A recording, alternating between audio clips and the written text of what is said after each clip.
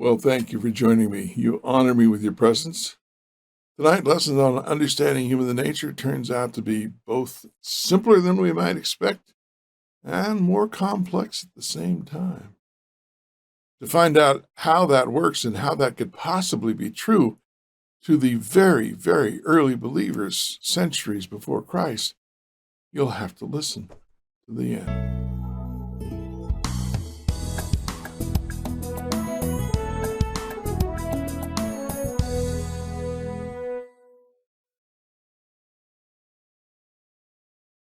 Well, as we said, it's about understanding human nature in the biblical sense. That is to say, what the original authors thought they were telling the original audience.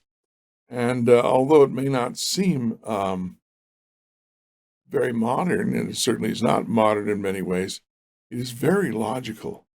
And that's rather amazing because the Hebrews thought a little differently than we do. And yet, this presentation of what human nature is in the Bible is very, very logical. So here it begins with understanding human nature is understanding the created order itself. How did God create man? Now, again, this is about how the biblical author wanted his audience to understand it. It's very clear here in Genesis 2. And the Lord formed man out of the dust of the ground. The Hebrew, there's a sense of sculpting this, and breathed into his nostrils the breath of life, and man became a living soul. Notice here in the very earliest text, man doesn't have a soul. He is a soul. There is a spirit, because the word for breath can be spirit, can be ruach, can be spirit, can be wind, but it also is breath. There are, in other words, to breathe, for example, slightly different as it is in our language. And we'll see how this works out and what it tells us about human nature.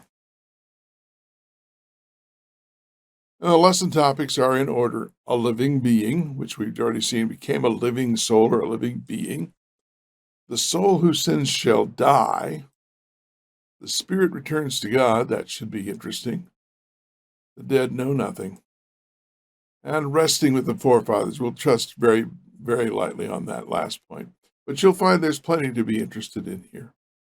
Sometimes it can be confusing to read the two creation accounts in Genesis 1 and Genesis 2, especially when we read them with modern eyes instead of the eyes of the audience for whom Genesis was written. And so we have, for example, in Genesis 1, we have the clear creation of all of the environment, then the plants, then the birds and fish, then the land animals, and finally human beings. In Genesis 2, we come up to this. We've already had this as our memory text, but in Genesis 2, here's where it begins. And the Lord God formed man of the dust of the ground and breathed into his nostrils the breath of life, and man became a living soul. Now, why does it say it begins there? Because that's verse 7. But in verse 19, it says, out of the ground, the Lord formed every beast of the field and every bird of the sky. And then in verse 9, it says, and out of the ground the Lord made every tree to grow. So it sounds as though, if you take it chronologically, which is what we're inclined to do, now the first chapter says it's chronological, first day, second day, and so forth. This one just says he formed the man out of the ground, 2:7. Then he formed, changing the order a little bit here. In fact, we'll put this here so we see it, changing the order. Then he says, and the Lord God formed man. That was the first part. And out of the ground, in verse 9, he brought the trees. And in verse 19, out of the ground, he brought all the animals. So man is created first in Genesis 2, or so it appears. But that's the New King James Version. Now, I'm not saying there's anything wrong with it. In fact, there's nothing wrong with it. The New International Reader's Version, however, renders these same verses not quite the same. We have then the Lord. That's fine. No big difference there. Then the Lord God formed a man, he made him out of the dust of the ground. Okay? So it's a very similar account, but that's 2:7. Now look what he says, and I put it back in order, 2 and 2:9, the order would be chronologically. The Lord God had planted a garden in verse 8, it says. He had planted. It doesn't say that in the New King James. And here's the reason. In Hebrew, there aren't really tenses the way we have them, I understand. Again, this is from Lawrence Turner, the professor emeritus from Newbold. Excellent presentation he made. And there's simply that action which has begun and action which is completed, as I understand it. In any case, the Lord God had planted. It's the same verb as he made. He had planted. So there's no certainty in Hebrew whether he had planted or whether he planted. That is whether it was an ongoing action which had already begun or not. It was he planted. He did this, and it could be either rendering can be correct. Correct. In this case, then we don't have a problem because the Lord had formed all the wild animals out. So all of this says he had done this. He put the man there, but he'd already done these other things. At least that's a possible reading. So I wanted to get that out of the way to begin with. Now, in Genesis and most of the Old Testament, and nephesh is the word. Don't forget, when you're reading the Hebrew characters, you read them from right to left, not left to right. So it gets to be. But a nephesh is that which breathes or that which has breath. You'll see this in some of the Old Testament texts where it says that they killed everything which had breath, meaning all the animals as well as the people. And so anything that has breath is a nephesh. And that will come up here. We want to look at exactly what is being said in the creation account. And the Lord God formed man. We have that already, okay? And then what we have is afar. It's a P, but it's pronounced afar. Dry earth, dust, powder. So there's that word again, reading the Hebrew from right to left and the English from left to right. Okay. But that first word, he formed the man out of the dust, afar, the dry earth, the dust, the powder. So that's pretty clear. And he breathed into him the breath, neshama, which is the breath, the spirit. It can be the same thing, just as ruach, the breath and the spirit. But this is to breathe, the breath, instead of just a breath or without an article. And finally, the nephesh. We already mentioned that which breathes. And so what happens is in the Genesis account, in the Hebrew, and even in the English translations, it's actually very clear if you read it carefully. And that is, it works this way. That you have the, what did I say? You have let's go back. All right, because I got myself, okay. Whoops, let's go back. Afar, there we go. So what we have is the afar plus the neshama, and you get nephesh. So you have the dust, and you add the breath, and you get the breathing thing. In this case, it was Adamah. Adam out of Adamah, Adam out of the ground. Very similar word also. Very similar words. So there's the English transliteration, and this is reading from left to right. So you have afar, neshama, equals nephesh. You add those two together, and that's the way it works. The dust plus the breath equals that which breathes. It makes perfect sense. You have this dust. It's been, and that's a good way of describing a pile of chemicals, for example, powder and so forth. But you have this clay, if you want to call it that, and you breathe. God breathes into it the breath of life. Now you have the clay plus the breath. You have the dust plus the breath, and you get a breathing clay creature, if you will, breathing thing. And what does it mean that he formed man out of the dust of the ground? And he also formed all the animals and all the trees. Well, the answer is that it shows the unity of the earth with all of the creatures on the earth. That is to say, now we would say from a 20th century or 21st century perspective that the chemicals in our body are things that are derived, the nutrients we get from the plants, and the plants got from the soil. And so there is that unity, that interdependency of everything. There's life which is very particular to this planet. And that's what the original author intended the original audience to understand, that there was a link between every living thing on the earth and the earth itself. That's the clear thing that is being put here. And notice that a living being is something, so when you talk about a soul, became a living soul, there's dust, there's the breath, and that which you end up with that which breathes. And that is what a living being is. That's the first key. We have to understand that to understand anything else about human nature from the Old Testament perspective. All right. So we have these three. We have this same equation we talked about. So we have, you take two items, you add them together, and you get this. Of course, the breath of life is more than just breathing. It's the spark of life that God gives to us. Exactly what that means, I suspect it'll take a very long time to figure out. We'll have a long time to investigate that. So what would the audience think? What happens if you have these two things, you put them together, and you get this third thing, which is not either, it's both of them, but it's something, as we often say, the whole is greater than the sum of its parts. What happens when you separate these two fundamental components? And the answer is really quite simple.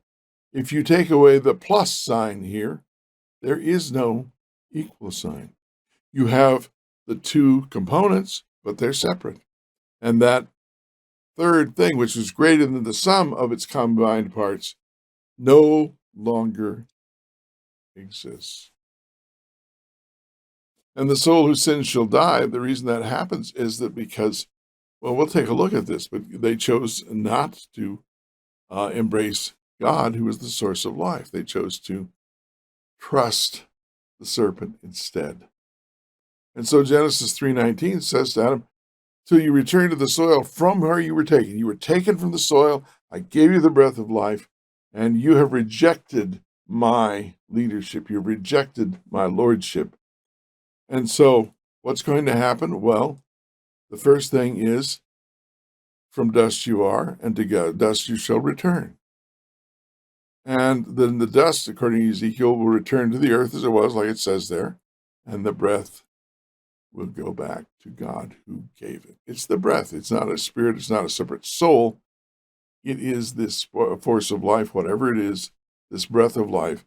And so it's very clear to the early audience that when you take one thing away from another, when you subtract the soil or the breath, you no longer have a living, breathing, a nephesh, a soul, as it's translated in the King James. So that's another important thing. When we reject God's design for life, which which is how He made us from the dust and then gave us the breath of life, each component returns to its source. That's all that happens. That's understanding human nature in the sense of what happens when we die. Each component returns to its source. Okay? Dust goes to dust. The spirit or the breath goes back to the one who gave it. And that's the second key to understanding a lesson. Now, you may say this is very simple because our idea of human nature is much more complex. Well, you may say that's very simple and too simple, but actually, when it talks about human nature here, it's just talking about what is the nature? We come from the earth. The physical part of us is from the earth. The breath of life comes from God. So God breathed breath of life into this earth in a way and brought up all the plants and all the animals. And so our nature is that we are created out of the dust of the earth with the breath of God. God created the dust of the earth as well. He brought out the dry land. And He created us as well. So that's our nature according to the first account. That's what really matters here. That's the simple part, but it's also the most important thing to understand. Each component returns to its source, and so that's who we are. It's what we are. That is our nature.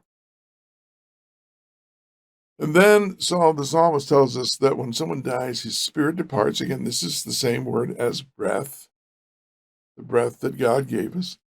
He returns to the earth.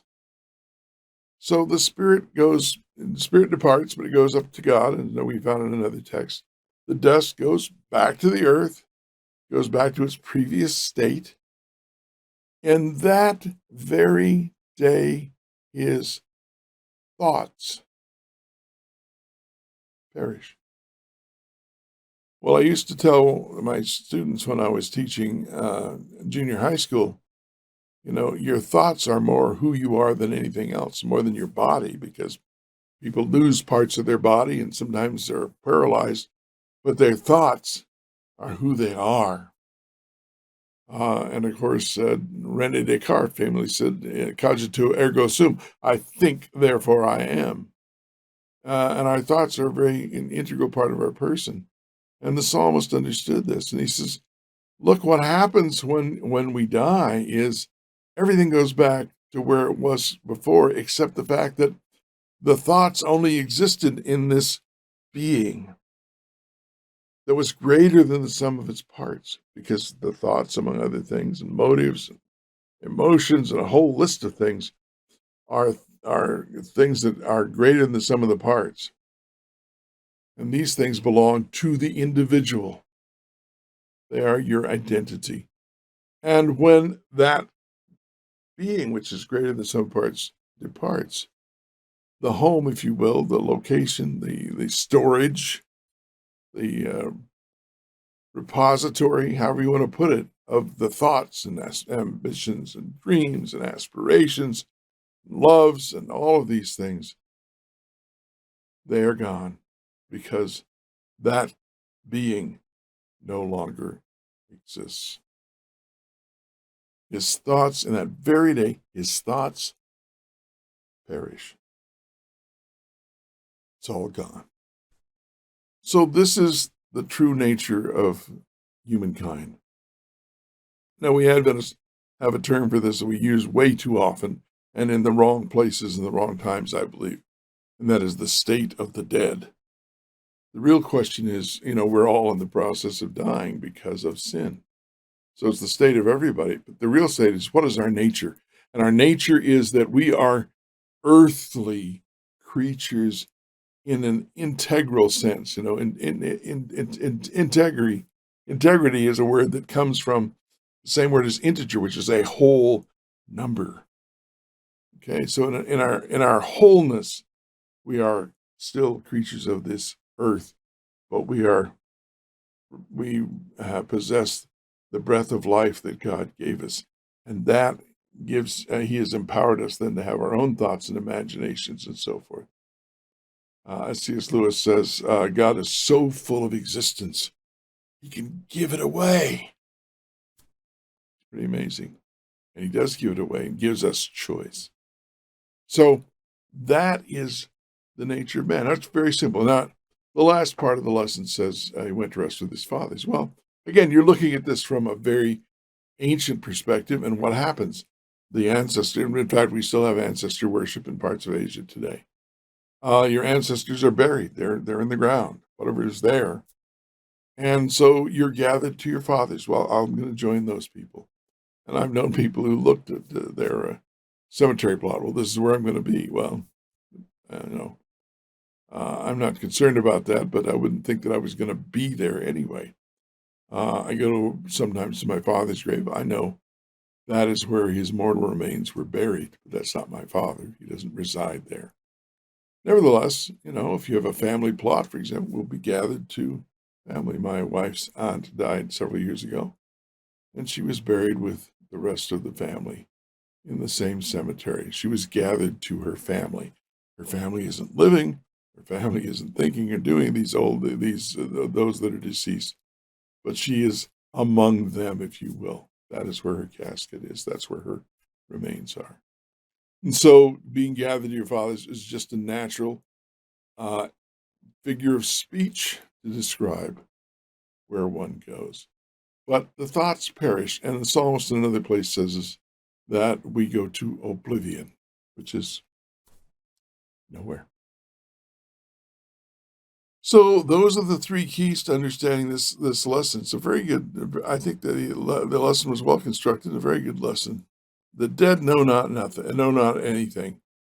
Each component returns to its source. When the living being ceases to exist, his thoughts perish. And that's the final key. So there are three keys to understanding human nature as presented in the book of Genesis and rather ably in the lesson that was prepared for us. And that is these three keys. First, dust plus breath equals that which breathes. That's what our human nature is composed of. But of course, that breath also includes that spark of life, whatever it is, what it is that makes us alive. I often compare it to a computer. I'm sitting here at my computer. Well, you have hardware, which is the stuff you buy, the physical elements. You have software, which is the programming and the data and the memories and all sorts of things. But you then have to have electricity. That's the breath of life, if you will.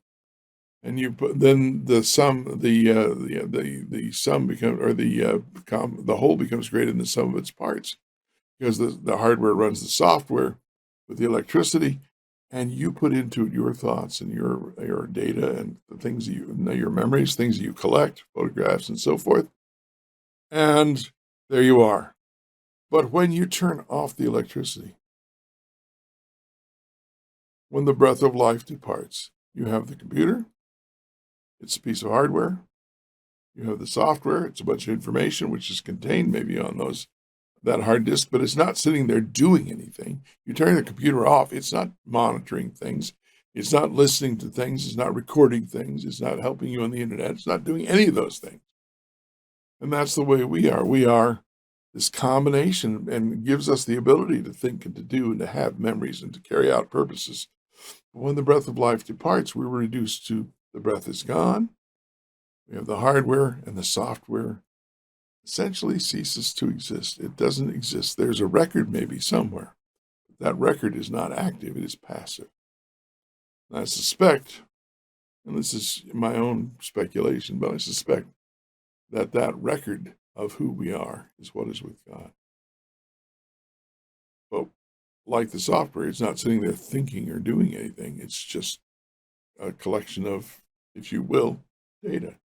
There may be more to data, more complex and more kinds of data than we even understand. But there's still no consciousness. There's nothing happening. You have to have all three components. You have to have the two basic components: the hardware and the software, the hardware and the electricity, and then the software can function. So that's the way we all are. Dust plus breath equals that which breathes. Take away one or the other, they're gone. When they are no longer combined, there's nobody there, literally. Each component returns to its source at death, dust to dust, spirit to God, and our thoughts cease to exist. And there we are. Well, each component returns to its source again when the living being ceases to exist, his or her thoughts. That's what human nature is about so far as the Bible is concerned. I hope this has been useful to you. I hope that this has brought you some new sense of understanding of God and has helped you on your Christian journey. And I hope that you'll be able to join me in a few days for yet another Bible journey together. Until then.